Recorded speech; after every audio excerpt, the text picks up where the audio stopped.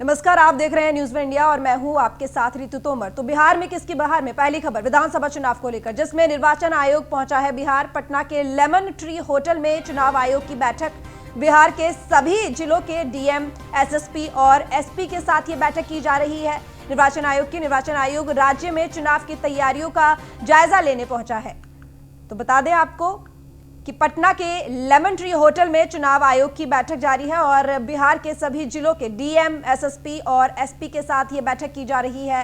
निर्वाचन आयोग राज्य में चुनाव की तैयारियों का जायजा लेने पहुंचा है। विधानसभा चुनाव होने वाले हैं बिहार में, जिसको लेकर निर्वाचन आयोग बिहार पहुंचा है और पटना के लेमन ट्री होटल में चुनाव आयोग ठहरा हुआ है, जहां पर बैठक हो रही है। और विधानसभा चुनाव को लेकर निर्वाचन आयोग बिहार में इस वक्त है, जहां पर बैठक भी जारी है। बिहार के सभी जिलों के डीएम, एसएसपी और एसपी इस बैठक में शामिल है। तैयारियां की जा रही हैं विधानसभा चुनाव को लेकर और ये कहा जा रहा है कि अक्टूबर के अंत तक या शुरुआत तक बिहार के जो विधानसभा चुनाव होने वाले हैं वो हो जाएंगे, जिसको लेकर तैयारियां हो रही हैं। जायजा लेने पहुंचा है निर्वाचन आयोग बिहार में।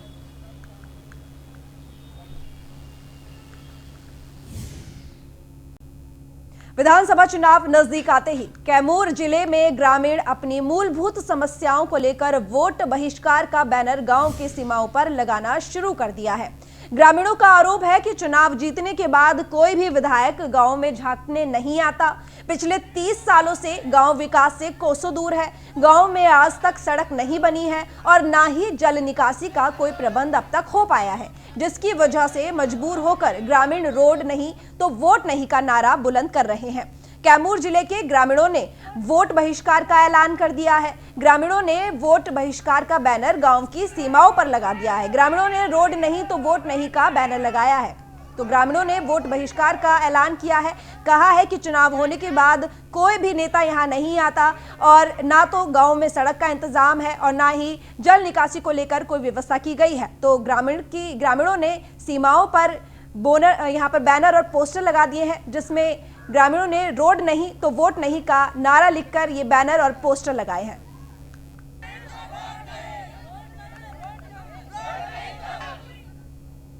मोतिहारी से खबर है, जहां के चिरैया और शिकारगंज उच्च विद्यालय में चुनावी रणनीति तय करने के लिए बीजेपी ने बैठक की है और बैठक में उपस्थित विधायक लाल बाबू प्रसाद गुप्ता के कार्यकाल की बीजेपी के अधिकारी और कार्यकर्ताओं ने जमकर आलोचना की।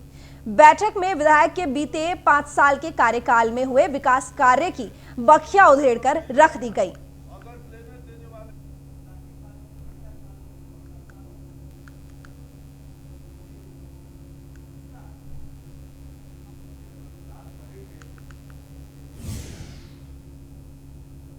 तो वहीं महाराष्ट्र के पूर्व मुख्यमंत्री और बिहार चुनाव के प्रभारी देवेंद्र फडणवीस पूर्व निर्धारित कार्यक्रम के लिए कटिहार पहुंचे।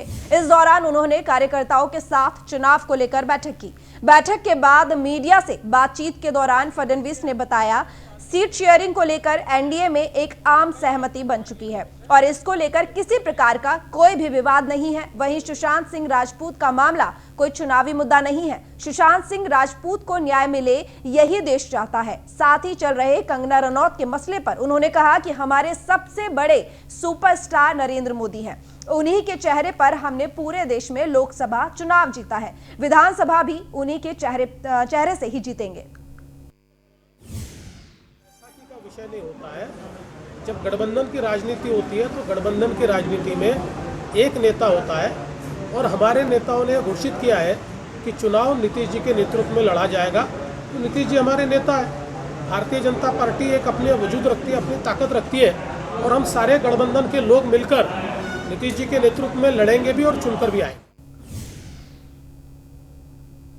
जन अधिकार पार्टी के राष्ट्रीय अध्यक्ष पप्पू यादव ने वाल्मीकि नगर विधानसभा से सुमंत कुमार को अपना प्रत्याशी घोषित किया है। इस दौरान पप्पू यादव ने नीतीश कुमार और प्रधानमंत्री मोदी पर जमकर निशाना भी साधा। उन्होंने कहा कि नीतीश कुमार ने सिर्फ और सिर्फ वाल्मीकि नगर सहित पूरे बिहार को ठगने का काम किया है। साथ ही प्रधानमंत्री नरेंद्र मोदी पर निशाना साधते हुए कहा कि जीएसटी और नोटबंदी से जनता को काफी परेशानियों का सामना करना पड़ा है और कोरोना काल में बिहारियों की पीड़ा के साथ खिलवाड़ किया गया है। जेएपी ने वाल्मीकि नगर विधानसभा से प्रत्याशी घोषित किया है। वाल्मीकि नगर विधानसभा से सुमंत कुमार को अपना प्रत्याशी बनाया है और राष्ट्रीय अध्यक्ष ने पप्पू यादव ने घोषित किया है। बिहार के आज़ादी का, बिहार के 30 साल के कुशासन का, 30 साल बनाम 3 साल ऐसो आराम की जिंदगी और चारागाह बना दिया गया वाल्मीकि नगर। यहाँ ना उनको मुसहर समाज याद आए, ना यहाँ थारू समाज याद आए, ना यहाँ उरांव समाज याद आया, ना यहाँ नुनिया याद आया, ना केवट याद आया, ना शाह याद आया, ना कोई याद आया। सिर्फ याद आया तो जंगल में मंगल याद आया। इन नेताओं के लिए ऐसो आराम और चारागाह का ये इस्तेमाल करने का जगह है। इन माफिया, गन्ना माफिया और ईख मालिक मिल करके जिस तरीके से पूरे वाल्मीकि नगर के किसानों की जिंदगी तबाह कर दी। हम किसानों की आज़ादी के लिए आए और बाढ़ से मुक्ति की आज़ादी के लिए आए। 3 साल में यदि वाल्मीकि नगर को बाढ़ से मुक्ति ना मिली तो दोबारा राजनीति हम कभी नहीं। ब्रेक के बाद एक बार फिर बहुत स्वागत है। रुक करेंगे खबरों की ओर। पूर्व केंद्रीय मंत्री रघुवंश प्रसाद सिंह के निधन पर आरजेडी विधायक समीर कुमार महासेठ के आवासीय परिसर में श्रद्धांजलि सभा आयोजित की गई और जहां उनके तस्वीर पर पुष्प अर्पित कर श्रद्धांजलि दी गई। शोक सभा को संबोधित करते हुए आरजेडी विधायक समीर कुमार महासेठ ने कहा कि रघुवंश प्रसाद सिंह सिर्फ राजद के नेता ही नहीं थे, बल्कि पार्टी के संकट मोचन के साथ एक अभिभावक के तौर पर उनकी पहचान थी। पूर्व मुख्यमंत्री लालू प्रसाद के अलावा पूर्व पशुपालन मंत्री स्वर्गीय राजकुमार महासेठ से उनका काफी गहरा लगाव था। उनके जाने से बहुत दुखी हूं। रघुवंश प्रसाद के निधन पर कार्यकर्ताओं ने शोक भी जताया। जो भी अंतिम क्षण में जिस ढंग से ये कटिबद्ध थे, कुछ लोग चाहते हैं कि इसका राजनीतिक लाभ ले। हम चाहेंगे कि इस इशू पे कोई लाभ लेने की बात नहीं करें। जो मर्माहत है, समाज मर्माहत है और जो पार्टी इसका लाभ लेना चाहेगी उसका सर्वनाश होगा। हम ये उम्मीद करते हैं क्योंकि ऐसे व्यक्ति रहे जो सबों से ऊपर अपने आप में दिखते थे, करते थे और वो प्यार हम लोग को मिलता रहा है। तो हम आज उनके इस अपूर्णीय क्षति जो आज नहीं रहे हमारे बीच, ठीक है, 2 दिन 3 दिन से ये वेंटिलेटर पे थे, तरह तरह की बातें थी। लोग हमारे तेजस्वी जी खुद ही गए मिलने के लिए, दिल्ली में मिल के आए और तेजस्वी जी को उन्होंने कहा कि हम आ रहे हैं, सब ठीक हो जाएगा, कहना चिंता कर रहे हैं। तो मनोबल दे करके तेजस्वी जी को बिहार भेजे थे। लेकिन कुछ ऐसे लोग हैं जो इसको गलत दिशा देना चाहते हैं। हम उन्हें गोर लगते हैं, प्रणाम करते हैं। गलत दिशा देने का प्रयास न करें, किसी को इसका लाभ नहीं मिलने वाला है।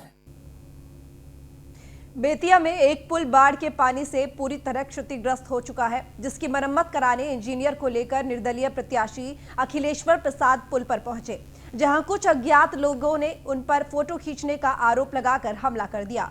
वहीं निर्दलीय विधायक ने हमले का आरोप जदयू कार्यकर्ताओं पर लगाया और कहा कि इस विधानसभा क्षेत्र में विकास के नाम पर कोई कार्य नहीं हुआ है, यहाँ सिर्फ चोरबाजारी हुई है और उसी चोरबाजारी का इन लोगों को डर है कि कोई दूसरा प्रत्याशी आएगा तो इन सब की पोल खुल जाएगी।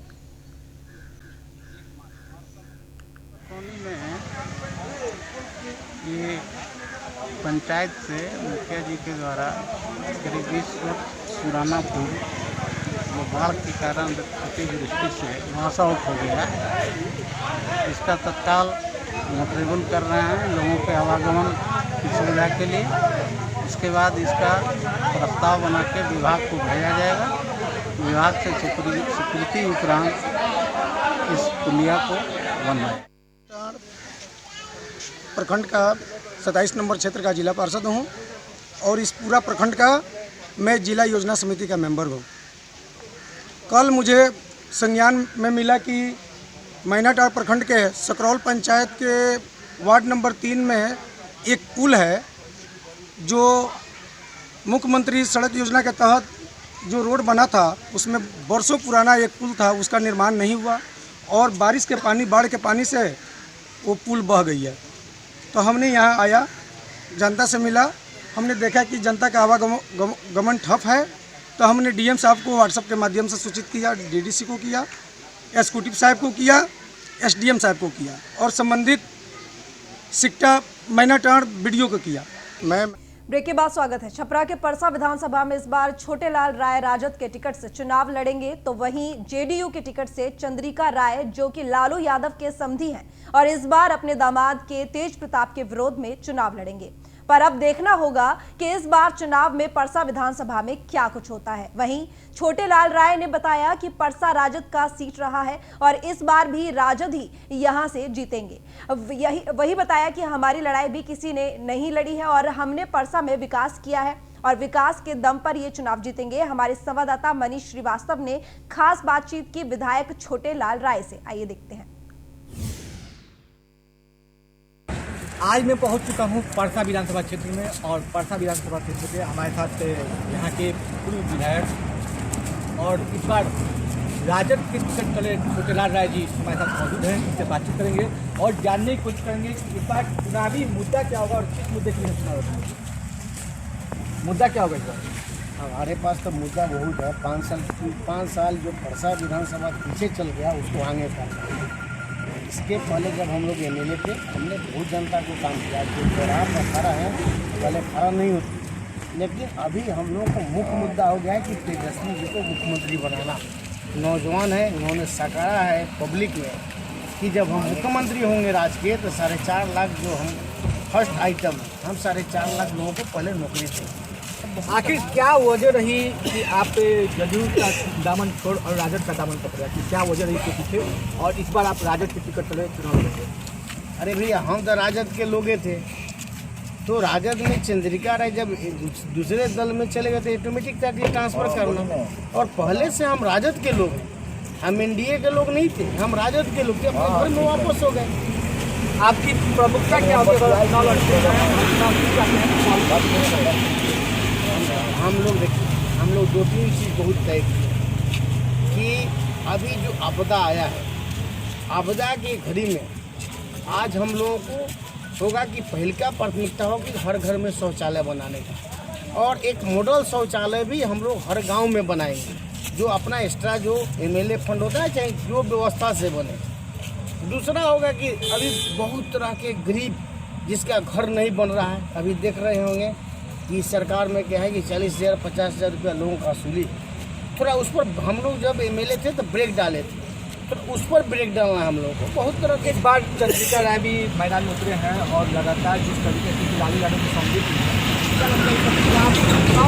लड़ाई चंद्रिका राय कहीं लड़ाई में है, कहीं पता किए हैं आप लोग घूमे हैं तो कहीं पता किए हैं, देख रहे हैं अभी फौज इतना रात में इतना लोग है। अभी हम लोग घूम रहे थे तो 500 लड़का मोटरसाइकिल लेके, फिर हम लोग के साथ सब व्यवस्था था गाड़ी का घोड़ा का, लोग जहाँ जहाँ जाइए खाने पीने का बैठने का। तो देखिए आप जान रहे हैं कि सब लोग एक तरफा हुए हैं। आज परसा विधानसभा में हमने दौरा किया, उनमें कुछ रिपोर्ट पता चला कि जो आपदा थे जो बाढ़ जब आई, बाढ़ में जो लोग फंसे हुए थे उनको 6,000 रुपया आपदा से बदल दिया जाता है। लेकिन यहाँ के लोगों का एक आरोप लग रहा है सरकार के ऊपर कि 2,000 रुपया 2,500 रुपया मांगा जा रहा है उस पैसा को देने के लिए। तो ये इस पर आप क्या कहेंगे? भैया हमने तो इसका शिकायत जिला पदाधिकारी को किया है और मंडल पदाधिकारी को किया है। आपको बता दें कि सुबिहार पंचायत में लोग एडवांस 500 रुपया लिया था और 1,000 रुपया उसका अलग से डिमांड था।